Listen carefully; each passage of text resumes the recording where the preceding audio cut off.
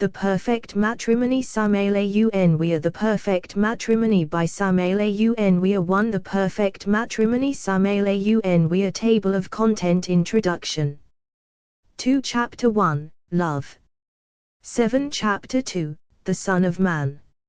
9. Chapter 3, The Great Battle. 12. Chapter 4, The Abyss.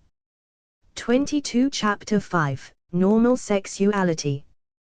25. Chapter 6, Suprasexuality. 28. Chapter 7, The Seven Churches. 31. Chapter 8, Happiness, Music, Dancing and the Kiss. 45. Chapter 9, GAIO. 49. Chapter 10, Direct Knowledge. 55. Chapter 11, Grow and Multiply. 58. Chapter 12, The Two Rituals.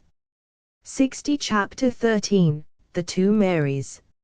68. Chapter 14, The Work with the Demon. 70. Chapter 15, Celibacy. 75. Chapter 16, The Awakening of Consciousness. 78. Chapter 17, Dreams and Visions. 82. Chapter 18, Consciousness, Subconsciousness, Supraconsciousness. 84. Chapter 19, Initiation. 88. Chapter 20, Resurrection and Reincarnation. 105. Chapter 21, The Ninth Sphere. 113. Chapter 22, Sexual Yoga. 118. Chapter 23, The Flying Serpent. 124. Chapter 24, Secret Egypt. 133. Chapter 25, Fatality. 136. Chapter 26, Totemism. 142. Chapter 27, Sacred Phallicism. 145. Chapter 28, The Fire Cult. 149. Chapter 29, The Edda. 156. Chapter 30, The Five-Pointed Star. 160. The Perfect Matrimony Samael Weor. Chapter 31, The Eskimos of the North. 164. Chapter 32, The Divine Trinity. 172. Chapter 33, The Christ. 175. Conclusion. 183. The Perfect Matrimony Samael Weor. Introduction. I have written this book for the few. I say for the few, because most people neither accept it, nor understand it, nor want it. When the first edition of The Perfect Matrimony appeared, it produced great enthusiasm among students of all schools, lodges, religions, orders, sects and esoteric societies. The result of this enthusiasm was the formation of the Gnostic movement.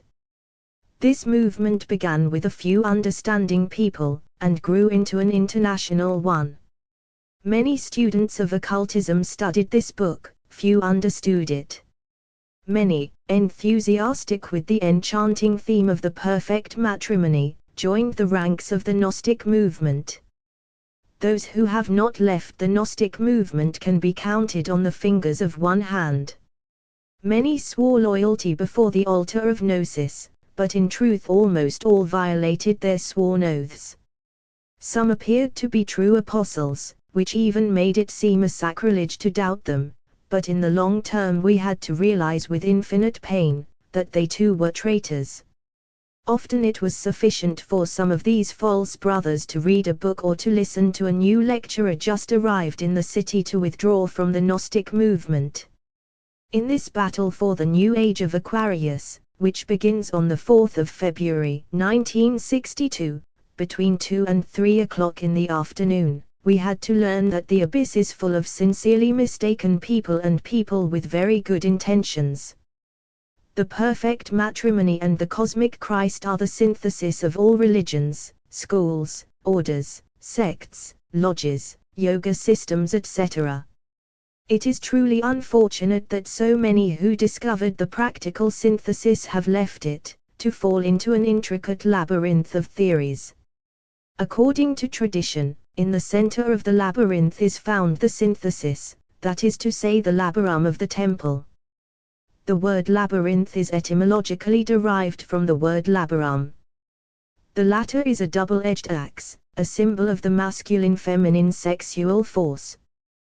The person who really finds the synthesis commits the greatest foolishness when he leaves the center and returns to the complicated corridors of theories that form the labyrinth of the mind.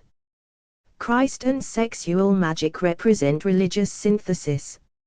If we make a comparative study of religions, we shall discover phallicism at the base of all schools, religions and esoteric sects.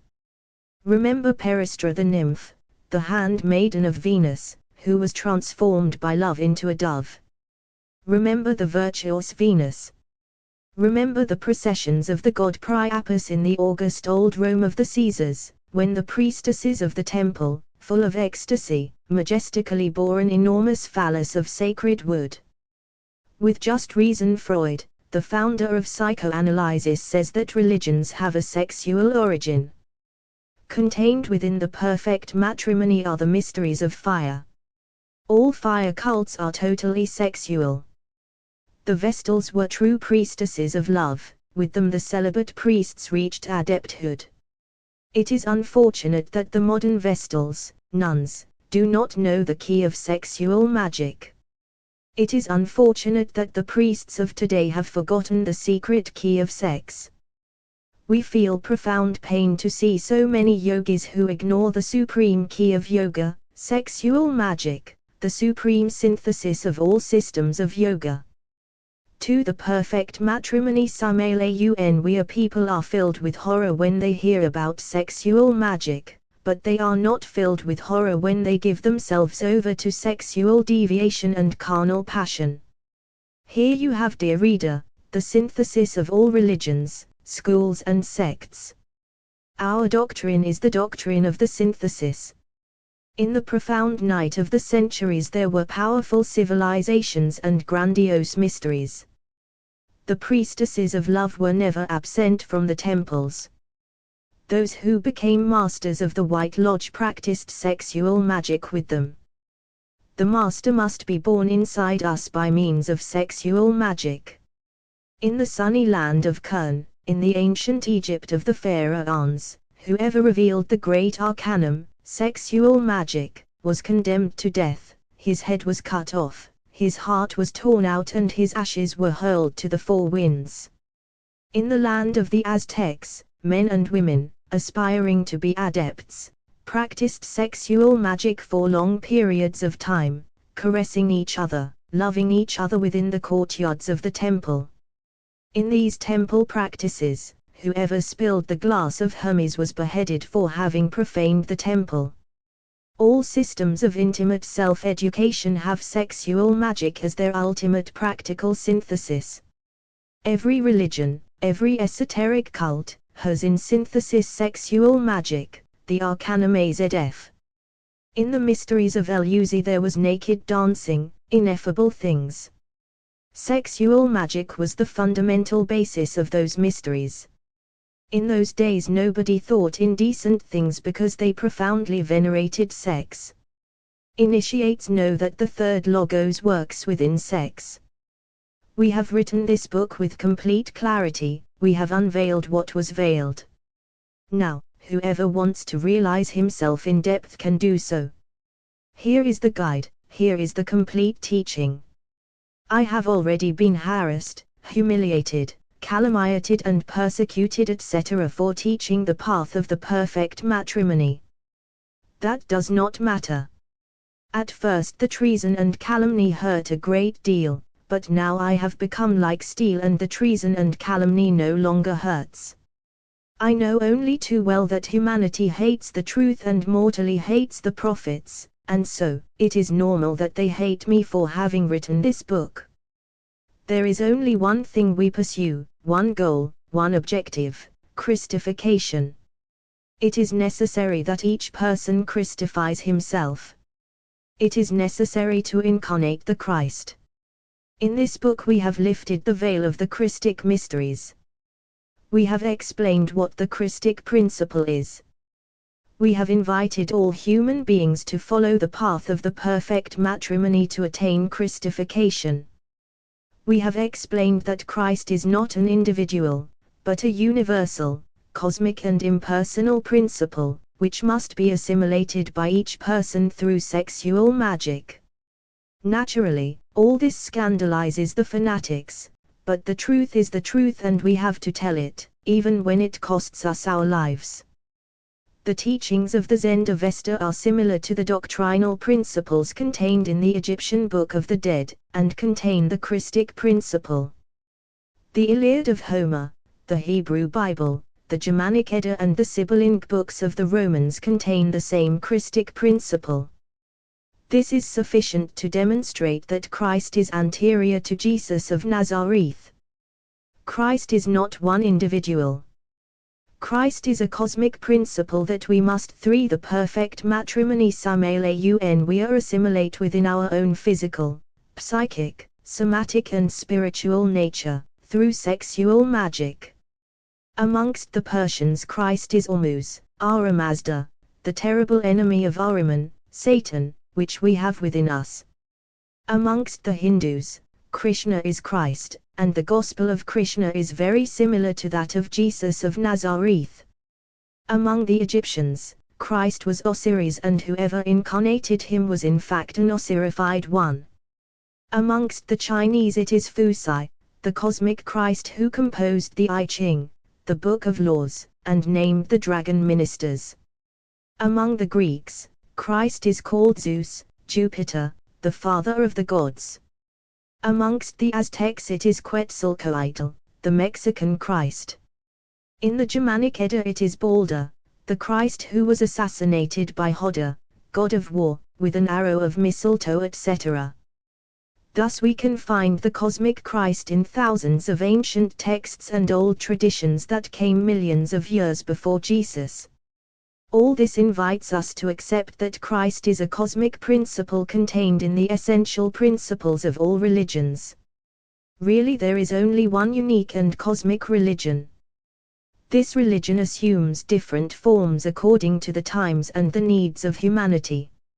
Therefore, religious conflicts are absurd because, at their base all religions are only modifications of the universal cosmic religion. From this point of view we affirm that this book is not against any religion, school or system of thought. The only purpose of this book is to give to humanity a sexual secret, a key with which every living being may assimilate the Christic principle contained in the foundation of all the great religions of the world. We recognize Jesus as Zeus Jupiter, the new Superman who totally assimilated the Christic principle, and as a result became a God-man.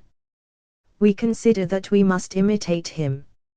He was a complete man, a true man in the full sense of the word, and through sexual magic he attained the absolute assimilation of the universal cosmic Christic principle. The few who understand should study the Gospel of John, chapter 3, verses 1 to 21.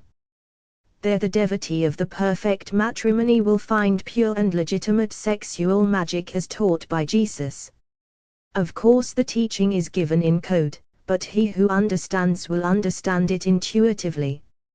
Modern humanity has committed the error of separating the great Master Jesus from all his predecessors who, like him, Christified themselves. This has damaged the present humanity. We need to understand better that all religions are only one religion. Mary the mother of Jesus is the same as Isis, Juno, Demeter, Ceres, Maya etc., the cosmic mother or Kundalini, sexual fire, of whom the cosmic Christ is always born. Mary Magdalene is the same as Salambo, Metis, Ishtar, Astarte, Aphrodite and Venus, with whom we must practice sexual magic to awaken the fire. The martyrs, saints, virgins, angels and cherubim, are the same gods, demigods, titans, goddesses, sylphs, cyclops and messengers of the gods of the pagan mythologies. All the religious principles of Christianity are pagan, and when the present religious forms disappear, their principles will be assimilated by the new religious forms of the future. We need to comprehend what Immaculate Conception is. We need to know that only with the perfect matrimony can Christ be born in the heart of man. It is urgent to awaken the perfect matrimony Samael Weor fire of Kundalini, or fire of the Holy Spirit, to incarnate the Christ. Whoever awakens Kundalini transforms himself like Ganymede into the eagle of the Spirit, to rise to Olympus and serve as cupbearer to the ineffable gods. It is lamentable that the Catholic priests have destroyed so many documents, arid so many valuable treasures of antiquity. Fortunately, they were not able to destroy them all. During the age of the Renaissance, some marvelous books were discovered by valiant priests. Thus, despite the persecutions of the clergy, Dante Alighieri, Boccago, Petrarch, Erasmus etc., were able to translate works as famous as the Iliad and the Odyssey of Homer, true books of occult science and sexual magic. They also translated the Aeneid of Virgil, the Agony, the works and days of Hesiod, the Metamorphoses of Ovid and other writings of Lucretius, Horace, Tibullus, Titus Livius, Tacitus, Apuleius, Cicero etc. It is all pure Gnosticism.